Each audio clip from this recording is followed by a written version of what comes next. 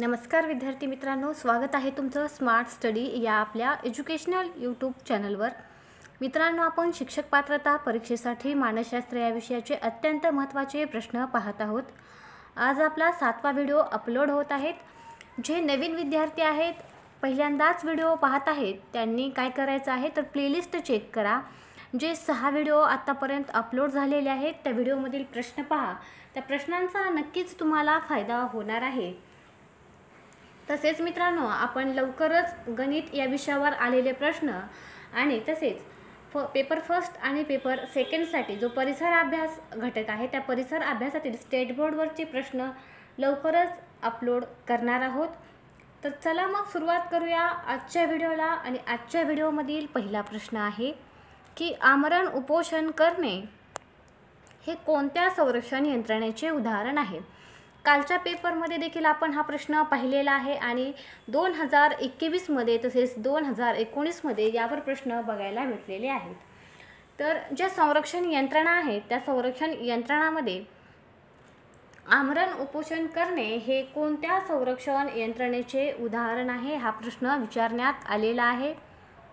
प्रश्नाचं उत्तर असणार आहे ऑप्शन नंबर 1 आत्मताडण। आत्मताडण म्हणजे काय? अपयश जर आलं तर स्वतःला काय करायचं? कठोर शिक्षा देणे। स्वतःला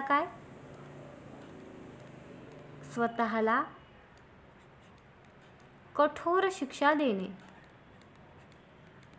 आत्मताडण यामध्ये। तर समर्थन या संरक्षण यंत्रणेचा जर विचार केला तर संरक्षण यंत्रणामध्ये समर्थन जी यंत्रणा आहे ऑप्शन नंबर 2। तर समर्थन म्हणजे काय? एखाद्या हेतूसाठी प्रयत्न करूनही जर अपयश येत असल्यास ते मान्य न करता इतरांना पटेल अशी खोटी कारणे सांगणे म्हणजे समर्थन करणे। मी कालही तुम्हाला सांगितलेलं आहे की जर नेट सेट परीक्षा उत्तीर्ण न होणारे विद्यार्थी परीक्षा पद्धतीच विश्वासार्ह नसल्याचे म्हणतात। ज्या विद्यार्थ्यांचा अभ्यास झालेला नाही ते विद्यार्थी पेपर अवघडच होता अशी कारणे देतात, त्याला समर्थन असे म्हणतात। यानंतरचा पुढची यंत्रणा आहे प्रतिपूरण। आता प्रतिपूरण म्हणजे काय? एखाद्या क्षेत्रामध्ये यश मिळाले नाही तर दुसऱ्या क्षेत्रामध्ये ते यश भरपाई करून काढणे याला प्रतिपूरण असे म्हणतात।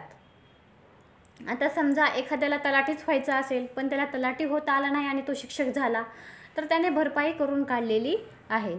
आणि नंतरची जी यंत्रणा आहे ती तादात्म्य आहे ऑप्शन नंबर 4। काय आहे? तादात्म्य आहे या पद्धतीनं। तर तादात्म्य म्हणजे नेमकं काय? तर या संरक्षण यंत्रणेचा जेव्हा आपण विचार करतो तर मनाची एकरूपता, तादात्म्य म्हटल्यानंतर काय? मनाची एकरूपता लक्षात ठेवायचं आहे। भजन करता करता तुकाराम महाराज विठ्ठलाशी तादात्म्य पावत होते, हे याचं एक उत्तम उदाहरण आहे। यानंतर पुढील प्रश्न आहे विद्यार्थ्याला त्याच्यात असणाऱ्या अध्ययनविषयक समस्या जाणू नयेत म्हणून शिक्षकाने काय करावे? उपचारात्मक पद्धतीचा हा प्रश्न आहे। तर महागडे शैक्षणिक साहित्य वापरावे का? अजिबात नाही। कथन पद्धतीच्या आधारे शिकवणे हेही येणार नाही। या प्रश्नाचं उत्तर असणार आहे ऑप्शन नंबर 3 विद्यार्थ्यांच्या अध्ययन समस्येनुरूप अध्यापन करून त्यांना अध्यापन सहभागितेस प्रोत्साहन देणे। कारण त्यांच्या अध्ययन विषयक समस्या आहेत आणि त्या त्यांना जाणवू द्यायच्या नाहीत म्हणून शिक्षकाने काय करणं गरजेचं आहे तर त्यांना समस्येनुरूप अध्यापन करून त्यांच्या अध्यापन सहभागितेस प्रोत्साहन देणं गरजेचं आहे। ऑप्शन नंबर 4चा विचार केला तर विद्यार्थी समस्यांचा विचार करत बसण्यापेक्षा स्वतःला वाटेल तसे योग्य पद्धतीने शिकवणं हे देखील चुकीचं आहे। यानंतर पुढील प्रश्न आहे खालीलपैकी व्यक्तीची कोणती सामाजिक गरज नाही असं म्हटलेलं आहे। प्रश्न काळजीपूर्वक वाचा। जास्तीत जास्त विद्यार्थ्यांचे प्रश्न हे शेवटी आहे किंवा नाही आहे यावरून चुकत असतात। प्रत्येक व्हिडिओमध्ये मी वारंवार सांगत असते आणि घरी येऊन आपण म्हणतो की पेपर खूप सोपा होता आणि जेव्हा जेव्हा आपल्या प्रश्नांची उत्तरं चुकीचे निघतात तेव्हा आपण म्हणतो की मी शेवटपर्यंत प्रश्न वाचला नाही, मला हा प्रश्न येत होता आणि माझी सिल्ली मिस्टेक झाली। सिल्ली मिस्टेक अजिबात होऊ देऊ नका। पहिल्या प्रयत्नामध्ये तुम्हाला TET चांगल्या मार्काने पास होता येतं, फक्त काही गोष्टींची काळजी घ्या। तर या ठिकाणी सामाजिक गरज नाही म्हटलेला आहे, श्रेष्ठ दर्जा ही आहे। इंद्रिय समाधान ही तर शारीरिक गरज आहे, सामाजिक गरजेमध्ये येणार नाही. त्यानंतर सुरक्षा आणि आपुलकी या सामाजिक गरजा आहेत. यानंतर पुढील प्रश्न आहे, खालीलपैकी कोणत्या अध्यापन प्रतिमानात शिक्षकाची भूमिका व्याख्याताची असते? तर जी अध्यापन प्रतिमाने आहेत त्यामध्ये अग्रज संघटक प्रतिमान जे आहे त्यामध्ये शिक्षकाची भूमिका ही व्याख्याताची असते. यानंतर पुढील प्रश्न आहे, खालीलपैकी कोणत्या मानसशास्त्रज्ञाने श्रेणीबद्ध ज्ञानरचनेला महत्त्व दिलेले आहे? तर श्रेणीबद्ध ज्ञानरचनेला महत्त्व कोणी दिलेले आहे? तर जेरोम ब्रुनर यांनी दिलेलं आहे. यानंतर पुढील प्रश्न आहे, अध्ययनात पठारावस्था निर्माण होण्याचे कारण कोणते? अध्ययनामध्ये पठारावस्था निर्माण होत असते. प्रत्येकाच्या अध्ययनामध्ये ही पठारावस्था येत असते. समजा तुम्ही एखादी महिना अभ्यास करत आहात आणि त्या महिन्यामध्ये 3-4 दिवस असे येतात की त्या 3-4 दिवसामध्ये तुम्हाला अभ्यास करावाच वाटत नाही, त्याला म्हणतो आपण पठारावस्था. आणि पठारावस्था यामुळं दृढीकरण होत असतं, हेही लक्षात ठेवा. पठारावस्थेवरती प्रश्न विचारण्यात आलेले आहेत, पण पठारावस्था जास्तीत जास्त दिवस राहू नये. त्यामुळे अभ्यास करूच वाटणार नाही तुम्हाला कधी. काही दिवस आली 4-8 दिवस तर साहजिक आहे पठारावस्था, आणि ते प्रत्येकाच्या अध्ययन करत असताना प्रत्येकाला येतच असते. या ठिकाणी जर ऑप्शनचा आपण विचार केला तर अवधान केंद्रीकरण झालं तर पठारावस्था निर्माण होण्याचं काहीच कारण नाही. प्रेरकाची तीव्रता आणि अधिक अभिरुची हे देखील याची कारणं नाही आहेत. तीव्र कंटाळा आल्यानंतर पठारावस्था निर्माण होते, म्हणजेच ऑप्शन नंबर 4 या प्रश्नाचं उत्तर असणार आहे. यानंतर पुढील प्रश्न आहे, खालीलपैकी शिक्षकाच्या कोणत्या अध्यापन कृतीमुळे विद्यार्थ्यातील सर्जनशीलतेचे पोषण होते असं म्हटलेलं आहे? या ठिकाणी जर आपण ऑप्शनचा विचार केला तर मूल्य शिक्षणाचा परिपाठ रोज घेणे हे येणार नाही. विद्यार्थ्यास प्रश्न विचारण्यास व नवीन कृती करण्यास प्रोत्साहन देणे हेच या प्रश्नाचं उत्तर असणार आहे, कारण त्याच्यामध्ये सर्जनशीलतेचं पोषण होणार आहे. ऑप्शन नंबर 2 या प्रश्नाचं उत्तर असणार आहे. प्रत्येक महिन्याला निबंध लेखनाच्या स्पर्धा घेणे हेही या ठिकाणी येणार नाही. परीक्षेत विद्यार्थ्याला चांगले मार्क पाडण्याची तंत्रे सांगणे हेही येणार नाही. यानंतर पुढील प्रश्न आहे, बालकाला एखाद्या कौशल्यासाठी आवश्यक असणारी परिपक्वता प्राप्त होण्यापूर्वीच बालकाला त्या कौशल्याचे प्रशिक्षण देणे हे काय होतं? एखाद्या कौशल्यासाठी आवश्यक असणारी परिपक्वता प्राप्त होण्यापूर्वीच म्हटलेलं आहे. त्या बालकाला कौशल्याचे प्रशिक्षण देणे हे फायद्याचे ठरते की फारसे फायद्याचे ठरत नाही? बालकाला आवडत नाही की खूपच हानिकारक असते? तर फारसे फायद्याचे ठरत नाही. ऑप्शन नंबर 2 या प्रश्नाचं उत्तर असणार आहे. यानंतर पुढील प्रश्न आहे, विद्यार्थ्यांना लोकशाही जीवनशैली समजण्यासाठी अध्यापनात कोणत्या गोष्टीवर भर द्यावा? विद्यार्थ्यांमध्ये काय करायचं आहे, लोकशाही जी जीवनशैली आहे ती विद्यार्थ्यांना समजवायचं आहे. मग अध्यापनामध्ये कोणत्या गोष्टीवर भर द्यावा लागेल असं विचारलेलं आहे. व्याख्यान पद्धतीमुळे अजिबात नाही, स्वयंशोधन नाही, प्रायोगिक नाही. तर जेव्हा सामाजिक अंतरक्रिया यावर आपण भर देतो तेव्हा लोकशाही जीवनशैली विद्यार्थ्यांना समजून येते. यानंतर पुढील प्रश्न आहे, अभिप्रेरणेच्या संदर्भात खालीलपैकी कोणते विधान चुकीचे आहे? ती बालकाला ध्येयाकडे घेऊन जाते का? तर हे विधान बरोबर आहे. तिच्यामुळे बालकांच्या गरजांची पूर्तता होते का? हे देखील बरोबर आहे. ती बालकांच्या आकांक्षा जागृत करते हे देखील बरोबर आहे. आणि तिच्यामुळे अप्रिय घटनांपासून दूर राहता येते. तर अप्रिय घटनांपासून दूर राहता येणार नाही हे चुकीचं विधान आहे. या ठिकाणी जर तुम्ही बघितला तर 3 पॉझिटिव्ह वाक्य होते आणि 1 हे निगेटिव्ह वाक्य होतं, असंही तुम्ही या ठिकाणी लॉजिक लावू शकता. यानंतर पुढील प्रश्न आहे, अतिशय महत्त्वाचा प्रश्न आहे, लक्षात ठेवा. असे प्रश्न लिहून घेत चला, कारण जी विधाने असतात शास्त्रज्ञांनी सांगितलेले म्हटलेले त्या विधानावरती प्रश्न हमखास येत असतो.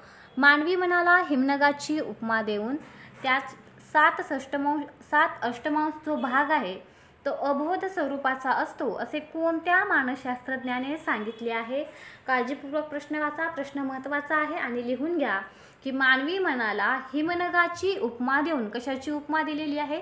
हिमनगाची उपमा देऊन त्याच्या 7 अष्टमांश जो भाग आहे तो अबोध स्वरूपाचा असतो असे कोणत्या मानसशास्त्रज्ञाने म्हटलेले आहे? तर ते म्हटलेले आहे सिग्मंड फ्राइड या मानसशास्त्रज्ञाने. यानंतर पुढील प्रश्न आहे, बालकाला राग आल्यानंतर ते खेळण्यास निघून जाते.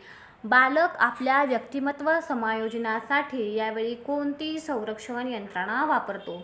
परत संरक्षण यंत्रणेवरती प्रश्न आलेला आहे. या ठिकाणी या प्रश्नाचं उत्तर असणार आहे विस्थापन. विस्थापनामध्ये काय? तर विस्थापनाच्या या संरक्षण यंत्रणेबद्दल सांगत असताना वरिष्ठावरील राग कनिष्ठावर काढणे. वरिष्ठावरील जो राग आहे तो कनिष्ठावर काढला जातो. समजा एक व्यक्ती आहे आणि त्या व्यक्तीला ऑफिसमध्ये तो काम करतो आणि त्याच्या बॉसने त्याला रागावलं, तर तो व्यक्ती काय करणार आहे? घरी आल्यानंतर त्याचा राग त्याच्या बायको आणि मुलावर काढणार आहे. यालाच म्हणतात विस्थापन. विस्थापनाचं थोडक्यात एक सोपं उदाहरण मी तुम्हाला सांगितलेलं आहे की जर बॉसनी ऑफिसमध्ये रागावलं तर तो व्यक्ती घरी आल्यानंतर मुलावर आणि बायकोवर राग काढणार आहे. यानंतर इथे एक संरक्षण यंत्रणा आहे की प्रक्षेपण. तर प्रक्षेपण म्हणजे नेमकं काय? जेव्हा आपल्या मनातील भावना, दोष इतरांच्या माथी मारणे याला प्रक्षेपण असं म्हटलं जातं. समजा एखादी विद्यार्थी आहे XYZ आणि त्याला विचारलं की तू परीक्षेत नापास का झाला, तर तो इथं खोटी कारणे सांगणार नाही आहे. खोटी कारणे सांगितलं तर ती यंत्रणा असणार आहे समर्थन. जसं की माझा अभ्यासच झाला नाही, पेपरच अवघड होता, ही झाली खोटी कारणे. पण आपल्या मनातील भावना, दोष इतरांच्या माथी मारणे याला म्हणतात प्रक्षेपण. याचं उदाहरण तुम्हाला सांगते मी की समजा रमेश परीक्षेत नापास झाला तेव्हा तो काय म्हणतो की शिक्षकांनी शिकवलेच नव्हते. हे जे प्रश्न विचारले ना परीक्षेमध्ये ते शिक्षकांनी कधीही शिकवले नव्हते. म्हणजे सरळ सरळ तो असं सांगत नाही की आम्ही अभ्यास केला नाही, तो सरळ शिक्षकांवर दोष देत आहे. यालाच काय म्हणायचं? प्रक्षेपण असं म्हणायचं. या ठिकाणी तुम्ही 3 नंबरच्या ऑप्शनमध्ये उदात्तीकरण ही संरक्षण यंत्रणा पाहू शकता. तर उदात्तीकरण म्हणजे काय? आपल्या इच्छा आकांक्षाच्या पूर्तीसाठी अयोग्य मार्ग न वापरता समाजमान्य मार्गाचा वापर करणे यास उदात्तीकरण असं म्हणतात. याचं उदाहरण तुम्हाला मी या ठिकाणी सांगते की एखाद्या जोडप्याला जर एखादा जोडपं असेल आणि त्या जोडप्याला जर मूल होत नसेल तर ते जोडपं काय करतं की अनाथ आश्रमातला एखादं मूल दत्तक घेतं. म्हणजे अयोग्य मार्गाचा वापर न करता ते समाजमान्य मार्गाचा वापर करतं. यानंतर वृद्धा समर्थन एक संरक्षण यंत्रणा आहे. आता वृद्धा समर्थन म्हणजे काय? वाईट विकृत गोष्टीवरती श्रद्धा ठेवणे याला वृद्धा समर्थन असं म्हणतात. यानंतर पुढील प्रश्न आहे, खालीलपैकी बालकाचे कोणते वर्तन भावनात्मक विसंवाद दर्शवित नाही असं म्हटलेलं आहे? काळजीपूर्वक प्रश्न वाचा. तर या ठिकाणी बाल अपराध हे दर्शवितं, भीती, पलायन भावनात्मक विसंवाद दर्शवित नाही असं म्हटलेलं आहे. तर अंतर्मुखता हे या प्रश्नाचं उत्तर असणार आहे ऑप्शन नंबर 4. बालकाच्या मानसिक स्वास्थ्याकरिता खालीलपैकी कोणता मार्ग योग्य ठरतो असं म्हटलेलं आहे? या ठिकाणी या प्रश्नाचं जेव्हा आपण पाहतो की सहशालेय उपक्रम, शिक्षकाचे प्रसन्न व्यक्तिमत्व आणि बालकाच्या अभिरुचीला संधी हे सर्व योग्य मार्ग आहेत बालकाच्या मानसिक स्वास्थ्याकरता. याचं उत्तर येणार आहे वरीलपैकी सर्व. तुम्ही संरक्षण यंत्रणेबाबत जास्त विचार करू नका. तुम्हाला डिटेल उदाहरणासहित मी तुम्हाला नोट्स पुरवणार आहे. आपण त्याचा एक सेपरेट व्हिडिओ बनवूया आणि त्या नोट्स तुम्हाला टेलिग्राम चॅनलवरती भेटून जातील. यानंतर पुढील प्रश्न आहे, खालीलपैकी शिक्षणाशी संबंधित चुकीचं विधान विचारलेलं आहे. काळजीपूर्वक वाचा. कोणतं म्हटलेलं विधान? चुकीचं विधान म्हटलेलं आहे. शिक्षणात सुधारणा करता येतात, बरोबर आहे. शिक्षण ही अनुदेशनाची प्रक्रिया आहे, हेच चुकीचं आहे ऑप्शन नंबर 2. त्यानंतर ऑप्शन नंबर 3चा विचार केला तर शिक्षण हे विज्ञान व कला दोन्ही आहे, हे बरोबर आहे. आणि शिक्षण अनेक मार्गाने होऊ शकते, हे देखील बरोबर आहे. म्हणजे ऑप्शन नंबर 2 आपल्या प्रश्नाचं उत्तर असणार आहे. यानंतर पुढील प्रश्न आहे, प्राथमिक शाळेत बालकासाठी कोणता अध्ययन अनुभव महत्त्वाचा आहे? प्राथमिक शाळेमध्ये 1 ते 8 किंवा 1 ते 5चा गट असणार आहे. प्राथमिक शाळेमध्ये बालकासाठी कोणता अध्ययन अनुभव महत्त्वाचा आहे असं म्हटलेलं आहे? व्हिडिओ दाखवणे, चित्र प्रदर्शनाचे आयोजन, स्वयंकृतीतून अनुभव. ऑप्शन नंबर 3 याचं योग्य उत्तर असणार आहे, कारण त्यांना अध्ययन अनुभव महत्त्वाचा घ्यायचा आहे आणि ती मुलं लहान आहेत, प्राथमिक शाळेतली आहेत. जेव्हा ते स्वतः कृती करतील तेव्हा त्यातून त्यांना अनुभव येईल. यानंतर पुढील प्रश्न आहे, प्रत्यक्ष जीवनात उपयुक्त असणाऱ्या नवीन विचारांना काय म्हणतात? प्रश्न महत्त्वपूर्ण आहे, लक्षात ठेवा की प्रत्यक्ष जीवनात उपयुक्त असणारे नवीन विचार त्याला आपण काय म्हणतो? सर्जनशीलता. जसं कवी असतात, लेखक असतात, नवीन नवीन विचार करतात, ते प्रत्यक्ष जीवनामध्ये उपयुक्त असणाऱ्या नवीन विचारांना काय म्हणायचं? सर्जनशीलता. ऑप्शन नंबर 1 या प्रश्नाचं उत्तर असणार आहे. यानंतर पुढील प्रश्न आहे, माता पित्याकडून बालकाकडे संक्रमित होणाऱ्या लक्षणांच्या समूहास काय म्हणतात? या ठिकाणी या प्रश्नाचं उत्तर असणार आहे आनुवंशिकता. Option number 2. आनुवंशिकतेसंबंधी महत्त्वाच्या लक्षात ठेवायच्या बाबी ज्या आहेत. जर तुम्हाला असा प्रश्न विचारला की अनुवंशाचा मोठा परिणाम जे कशावर होतो, तर व्यक्तिभिन्नता आणि व्यक्तिविकास यावर अनुवंशाचा मोठा परिणाम होतो आणि जे नियम आहेत अनुवंशासंबंधी ते अतिशय महत्त्वाचे आहेत. 3 नियम आहेत, ते 3 नियम तुम्ही लक्षात ठेवा. पहिला नियम आहे साधर्म्याचा नियम. साधर्म्याचा नियम पहिला नियम आहे साधर्म्याचा नियम. अनुवंशाचे हे 3 नियम आहेत. म्हणजेच प्रत्येक प्राणी आपल्याला शोभेल असाच अनुवंश संक्रमित करत असतो. त्याला काय म्हणतात? साधर्म्याचा नियम. म्हणजेच काय? एका विशिष्ट प्राण्याची पिल्ले एकसारखी असतात, इतर प्राण्यांपेक्षा भिन्न वेगळी दिसून येतात. विशिष्ट प्राण्याची पिल्ले. दुसरा जो नियम आहे तो दुसरा नियम आहे विविधतेचा किंवा वैविध्याचा नियम. विविधतेचा किंवा वैविध्याचा नियम. हे 3 नियमावर प्रश्न विचारलेले आहेत खूप वेळा. तर पुष्कळ वेळा काय होतं, बालकाचं आईवडिलांशी साम्य असतं, पण क्वचित प्रसंगी काय होतं की त्या 2 बालकांमध्ये एकरूपता आढळत नाही. एकाच आईवडिलाची 2 मुले आहेत, एक काळं असतं किंवा एक गोरं असतं, एक अति उंच असतं किंवा अति भुटकं एक असतं. यालाच वैविध्याचा आपल्या सोप्या भाषेमध्ये हा नियम आहे. तिसरा नियम आहे परागतीचा नियम. हे 3 नियम लक्षात ठेवा. साधर्म्याचा अगदी सोपा आहे.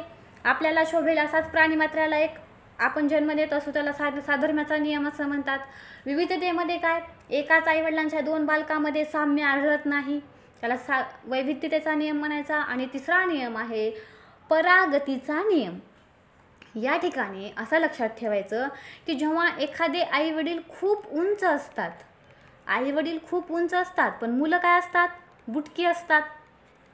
किंवा आईवडील खूप लठ्ठपणाच्या बाबतीत लठ्ठ असतात पण मुलं एकदम बारीक असतात. किंवा आईवडील खूप अशी शरीरयष्टीने बारीक असतात पण त्यांची मुलं एकदम जाडजूड असतात. या ठिकाणी हा परागतीचा नियम आहे आणि अतिशय सोपे हे 3 असे नियम आहेत.